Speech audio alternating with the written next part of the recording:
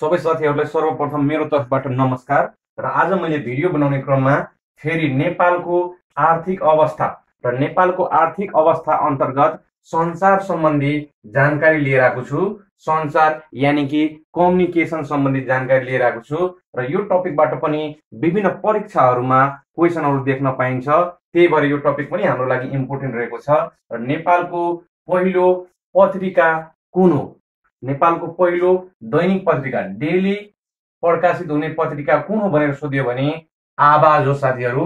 यो प्रश्न लोकसेवाले सोधिसकेको छ र यो आवाज पत्रिकाको कुरा गर्दाखेरि यसको सुरुवात विक्रम सम्वत 2007 साल फागुन 8 गतेबाट भएको हो। यसलाई सम्झिनको लागि तपाईहरूले प्रजातन्त्र दिवसको दिन सम्झिन सक्नुहुन्छ र त्यसको भोलिपल्ट यानि कि प्रजातन्त्र दिवस 7 गते हुन्छ भने त्यसको भोलिपल्ट 8 गतेदेखि यो आवाज पत्रिकाको सुरुवात भएको हो। त्यसपछि नेपालको पहिलो साप्ताहिक पत्रिका, यो चाहिँ दैनिक पत्रिका, अब चाहिँ साप्ताहिक पत्रिका कुन भन्दाखेरि गोरखापत्र। गोरखापत्र नेपालको पहिलो साप्ताहिक पत्रिका हो र गोरखापत्रको कुरा गर्दाखेरि विक्रम सम्वत 1958 वैशाख 24 गतेदेखि यसको प्रकाशन भएको हो र यो देव शमशेर प्रधानमन्त्रीको पालादेखि भएको हो। त्यसपछि सर्वप्रथम नेपाली भाषामा प्रकाशित पत्रिका, नेपाली भाषामा प्रकाशित सर्वप्रथम पत्रिका चाहिँ कुन हो भन्दाखेरि गोर्खा भारत जीवन हो। अनि यो चाहिँ याद होस् साथीहरूलाई, गोर्खा भारत जीवन नेपालबाट प्रकाशित पत्रिका चाहिँ होइन, यो चाहिँ भारतबाट प्रकाशित नेपाली भाषाको पहिलो पत्रिका हो। भारतबाट प्रकाशित नेपाली भाषाको पहिलो पत्रिका गोर्खा भारत जीवन हो र नेपाली भाषामा प्रकाशित प्रथम पत्रिका पनि हो। यो तीनटै प्रश्नहरू सोधिसकेका छन् साथीहरू र परीक्षाको दृष्टिकोणले एकदमै महत्त्वपूर्ण रहेको छ। त्यही भएर यसमा कन्फ्युजन नहुनुहोला। त्यही भएर मैले यो तीनटैलाई एकै ठाउँ लेखेको छु। आफ्टर द्याट नेपालमा छापाखानाको सुरुवात कहिले भयो भन्दाखेरि यो विक्रम सम्वत 1908 देखि जब जङ्गबहादुरले गिद्धे प्रेस ल्याए, गिद्धे प्रेस नेपालमा स्थापना गरिसकेपछि मात्र नेपालमा छापाखानाको सुरुवात भएको। त्यसपछि नेपालमा हुलाक सेवाको सञ्चालन कहिलेदेखि भयो? हुलाक सेवाको सञ्चालन चाहिँ धेरै पहिलेदेखि भइरहेको छ नेपालमा। यो चाहिँ 1875 देखि नेपालमा हुलाक सेवाको सञ्चालन भइरहेको छ र यो हुलाक सेवाको कुरा गर्दाखेरि विश्व हुलाक डे हैन, विश्व हुलाक दिवस चाहिँ कहिले मनाइन्छ भन्दाखेरि अक्टोबर 9 को दिन विश्व हुलाक दिवस मनाइन्छ। त्यसपछि छ नेपालको पहिलो मासिक पत्रिका, मासिक भनेको मन्थली प्रकाशित हुने नेपालको पहिलो पत्रिका कुन भन्दाखेरि यो चाहिँ सुधा सागर हो। सुधा सागर मासिक पहिलो पत्रिका हो नेपालको। त्यसपछि नेपालको पहिलो 3D चलचित्र, 3D मा निर्माण भएको नेपालको पहिलो चलचित्र कुन भन्दाखेरि यो चाहिँ भिजिलान्ते। भिजिलान्ते नेपालको पहिलो 3D चलचित्र हो। त्यसपछि पहिलो नेपाली इमेल प्रयोगकर्ता, तपाईहरूले यो भारत दत्त कोइरालाको नाम सुन्नुभएको होला र यही भारत दत्त कोइराला प्रथम नेपाली जसले इमेलको प्रयोग गरेको हो। र भारत दत्त कोइरालाको कुरा गर्दाखेरि भारत दत्त कोइरालाले सन् 2002 मा रोमन म्यागासेसे प्राइजबाट पनि सम्मानित भएको व्यक्ति हो। सन् 2002 मा रोमन म्यागासेसे प्राइजबाट सम्मानित हुने व्यक्ति पनि भारत दत्त कोइराला हो। अन्य पनि जानकारी रहेको छ र यो हाम्रो नेपालको आर्थिक अवस्था अन्तर्गतको सञ्चार सम्बन्धीको जानकारी हो। नेपालको आर्थिक अवस्थामा के टपिक आउँछ म सबैको भिडियो बनाउँछु र मैले 3-4वटा टपिकको भिडियो पनि यसमा हालिसकेको छु। यदि तपाईहरूले हेर्नु भएको छैन भने मेरो च्यानलमा गएर सर्च गरेर तपाईहरूले हेर्न सक्नुहुन्छ। अब रहेको छ निजी क्षेत्रबाट प्रकाशित नेपालको पहिलो पत्रिका, निजी क्षेत्रबाट प्रकाशित नेपालको प्रथम पत्रिका, नेपालको प्रथम पत्रिका कुन हो भने पनि सोध्न सक्छ। निजी क्षेत्रबाट प्रकाशित नेपालको प्रथम पत्रिका भनेको जागरण साप्ताहिक हो। जागरण साप्ताहिक साप्ताहिक जागरण साप्ताहिक निजी क्षेत्रबाट प्रकाशित नेपालको पहिलो पत्रिका हो भने राष्ट्रिय पत्रकारिता दिवस कहिले मनाइन्छ? यो क्वेसन पनि सोधिसकेको छ। राष्ट्रिय पत्रकारिता दिवस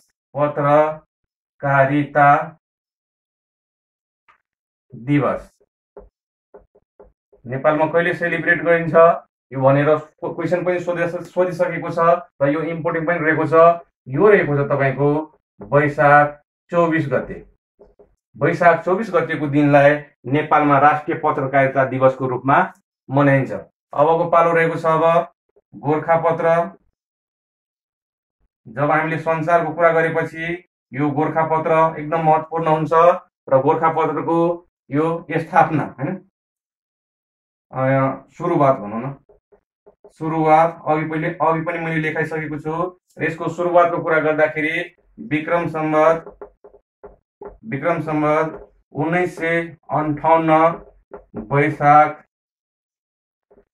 वैशाख 24 गते सोमबारदेखि नेपालमा गोरखापत्रको प्रकाशन सुरुवात भएको हो। त्यसपछि अब यो गोरखापत्रको कुरा गर्दाखेरि हैन हप्ताको दुई पटक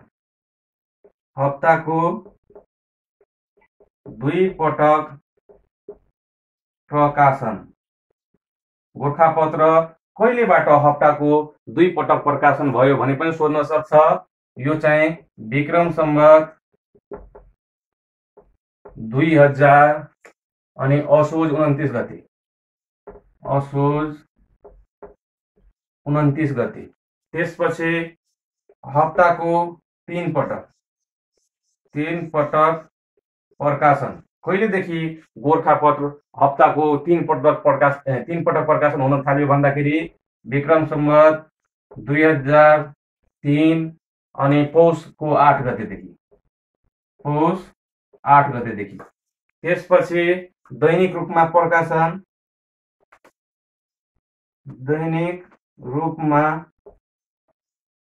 प्रकाशन। गोरखापत्र कहिलेदेखि दैनिक रूपमा प्रकाशन हुन थाल्यो भन्दाखेरि 2017 साल फागुन 7 गतेदेखि। त्यसपछि गोरखापत्र बहुभाषामा प्रकाशन।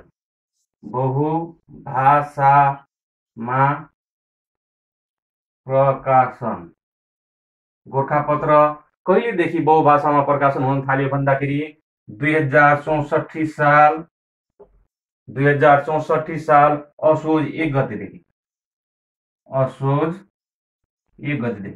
यसलाई कसरी सम्झिन सक्नुहुन्छ भन्दाखेरि यो सुरुको एस्टाब्लिसमेन्ट डेट भयो र त्यहाँबाट सुरुवात भयो। त्यसपछि हप्ताको 2 पटक, यहाँनिर 2 छ, तपाईहरुले सम्झिनको लागि यो विक्रम सम्वत 2000 2 छ हैन, यहाँ 2 छ भने 2 पटक 2000 है, 2000 देखि 2 पटक अनि असोजको 29 गतेदेखि। त्यसपछि फेरि यो हप्ताको 3 पटक, अब यहाँ 3 छ, यहाँ पनि 3, विक्रम सम्वत 2003 देखि 3 पौषको 8 गतेदेखि। 2 मा 2 पटक, 3 मा 3 पटक भनेर सम्झिन सक्नुहुन्छ।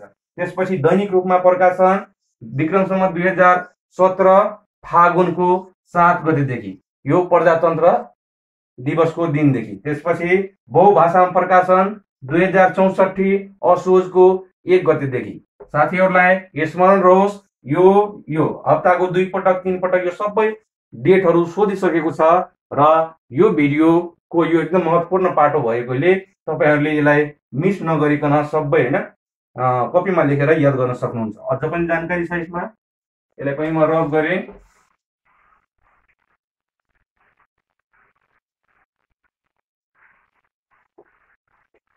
अब गोरखापत्र कहिलेदेखि रंगीन रूपमा प्रकाशन सुरु भयो? गोरखापत्र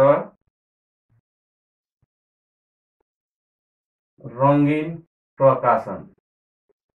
गोरखापत्र कहिलेदेखि रङ्गीनमा यो हैन छाप्न सुरु भयो भन्दाखेरि यो चाहिँ विक्रम सम्वत रङ्गीन भनेको 2059 असार 1 गतेदेखि गोरखापत्र रङ्गीन रूपमा छाप्न सुरु भयो। त्यसपछि गोरखापत्रको हैन शनिबारीय परिशिष्टाङ्क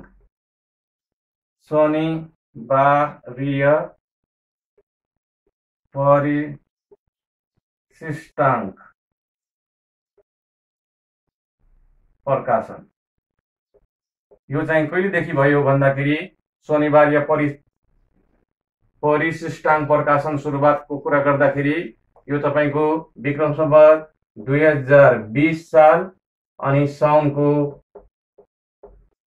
4 गतेदेखि त्यसपछि यहाँबाट यो प्रश्न पनि महत्त्वपूर्ण छ। गोरखापत्रको प्रथम सम्पादक गोरखापत्रको प्रथम सम्पादक को भन्दाखेरि यो चाहिँ पण्डित नरदेव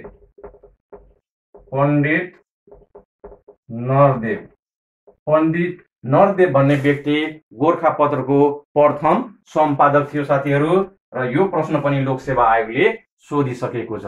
त्यसपछि रहेको छ अब द राइजिङ नेपालको सुरुवात। द राइजिङ नेपालको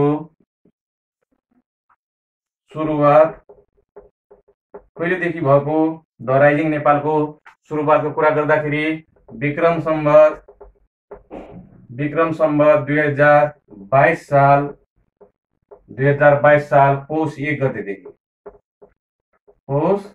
गतेदेखि द राइजिङ नेपालको सुरुवात भएको हो भने यसको प्रथम सम्पादक को भन्दाखेरि वरुण शमशेर। फेरि म स्मरण गराउन चाहे यो प्रश्न पनि लोकसेवा आयोगले सोधिसकेको छ। अब नेपालमा टेलिफोनको सुरुवात। नेपालमा टेलिफोनको सुरुवात कहिलेदेखि भयो भन्दाखेरि नेपालमा टेलिफोनको सुरुवात विक्रम सम्वत 1970 देखि मात्र नेपालमा टेलिफोनको सुरुवात भएको हो भने नेपालमा मोबाइल सेवाको सुरुवात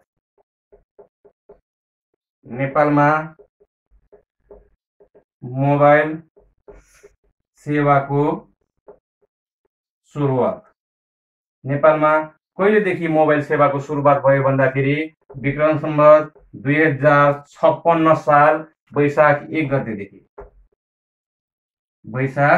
1 गतेदेखि नेपालमा मोबाइल सेवाको सुरुवात भएको हो भने फेरि यसमा कन्फ्युजन नहुनु होला। नेपालमा प्रिपेड मोबाइल सेवाको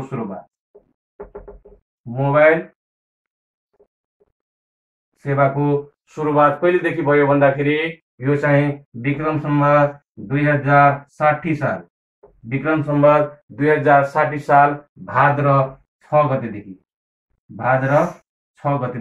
फेरि मैले एकचोटि रिपिट गरेँ, नेपालमा टेलिफोनको सुरुवात विक्रम सम्वत 1970 देखि, नेपालमा मोबाइल सेवाको सुरुवात 2056 वैशाख 1 देखि र नेपालमा प्रिपेड मोबाइल सेवाको सुरुवात 2060 भाद्र 6 गतेदेखि भएको हो।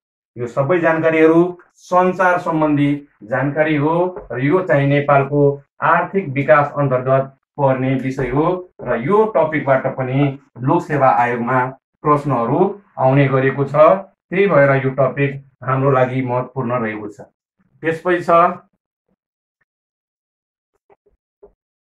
नेपाल दूरसञ्चारको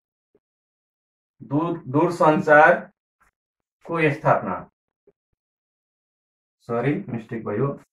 दूरसञ्चारको स्थापना कहिले भएको हो भन्दाखेरि यो चाहिँ विक्रम सम्वत 2032 साल असार 1 गते नेपाल दूरसञ्चारको स्थापना भएको हो। त्यसपछि नेपालमा एफएम को सुरुवात, नेपालमा कहिलेदेखि एफएम को सुरुवात भएको हो भन्दाखेरि यो चाहिँ विक्रम सम्वत 2052 साल पौष 24 गतेदेखि नेपालमा एफएम को सुरुवात भएको हो। त्यसपछि एनटिभी को स्थापना,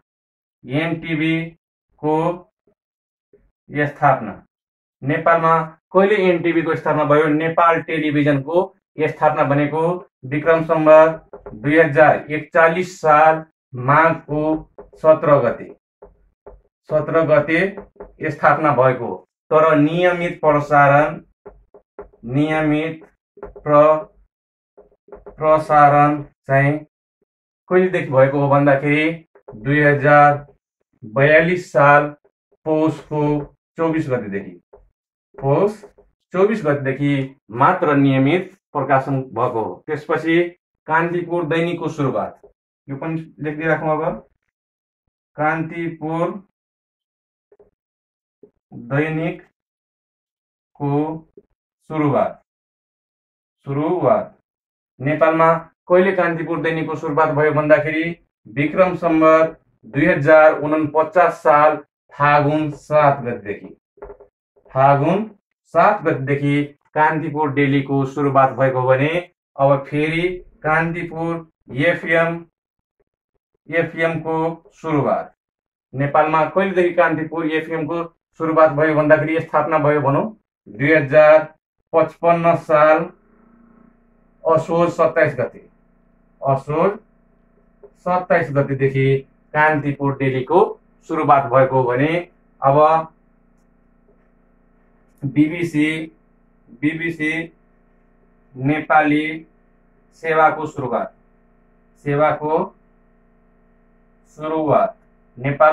नेपाली बीबीसी सेवाको सुरुवात कहिलेदेखि भयो भन्दाखेरि यो चाहिँ सन् 1967 जुन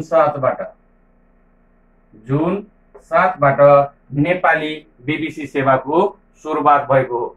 अब त्यो बाहेक यसलाई म एकचोटि फेरि रिपिट गरेँ। पहिला नेपाल दूरसञ्चारको स्थापना विक्रम सम्वत 2032 साल असार 1 गते, एफएम को सुरुवात नेपालमा 2052 साल पौष 24 गते, एनटिभी को स्थापना 2041 साल माघ 17 गते, तर नियमित प्रसारण 2042 साल पौष 24 गते, कान्तिपुर दैनिकको सुरुवात भनेको कान्तिपुर पत्रिकाको सुरुवात 2049 साल फागुन 7 गते, कान्तिपुर एफएम को सुरुवात 2055 साल असोज 27 गते र बीबीसी नेपाली सेवाको सुरुवात 1967 जुन 7 बाट भएको हो भने अब थोरै जानकारी छ। अब यो चाहिँ भित्ते पात्रोको प्रचलन,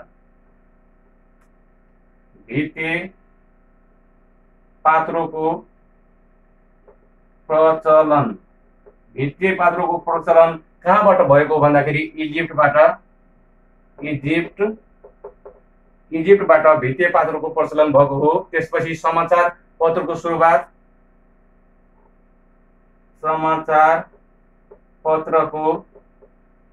सुरुवात,